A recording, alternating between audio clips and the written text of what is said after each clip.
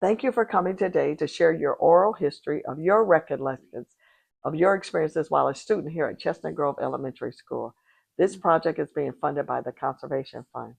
To get started, would you please state your name and could you please share with us the schools that you attended? My name is Joyce Marie Moore Gray. I attended Chestnut Grove Elementary School, first through the fourth grade, Cool Spring Elementary School, fifth through eighth, and then North Idell High School, ninth through 12th. Okay. So you left Chestnut Grove to go to Cool Springs. What was the reason that you went to Cool Springs?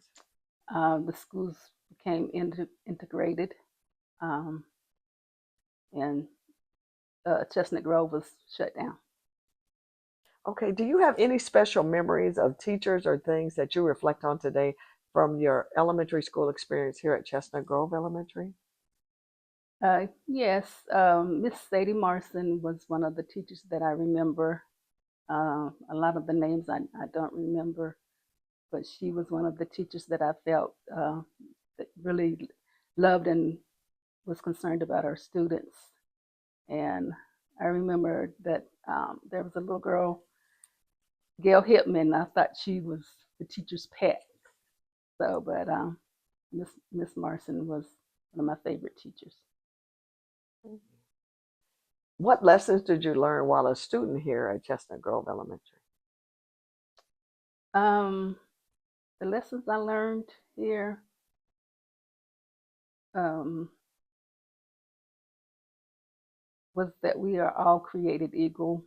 Um, at that time, we were all the same, nobody was more important than anybody else. Can you tell me about a typical day at this Rosenwald School, Chestnut Grove Elementary? Okay. Our day, well, we rode the bus. I remember as a little girl, we lived way back off the road, and so we would have to run down the hill to catch the bus. We would get here. We did the Pledge of Allegiance, of course. Um, I think we recited scriptures, memorized scriptures, and we would, have a Bible verse for the day. And then, of course, we sung the songs everybody sang. The national anthem? National anthem. There Thank you you. go. Okay. So, what subject was your favorite subject when you were a student here at Chestnut Grove Elementary? My favorite subject was reading.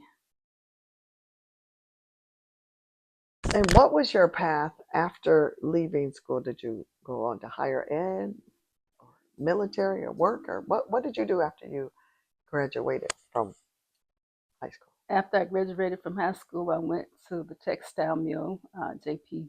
Stevens, and worked 15 years. Um, then a friend of mine and I were talking, and I said, I guess we'll be in the mills for the rest of our lives. And she was like, no, we're not. And she said that that day she decided that she was going to return to college, and she got a nursing degree and said, well, she can do it. I can do it too. So I quit my job at the mill and went to Mitchell to start with and got the basics. And then I went to UNC in Charlotte and graduated with a BA in the health field.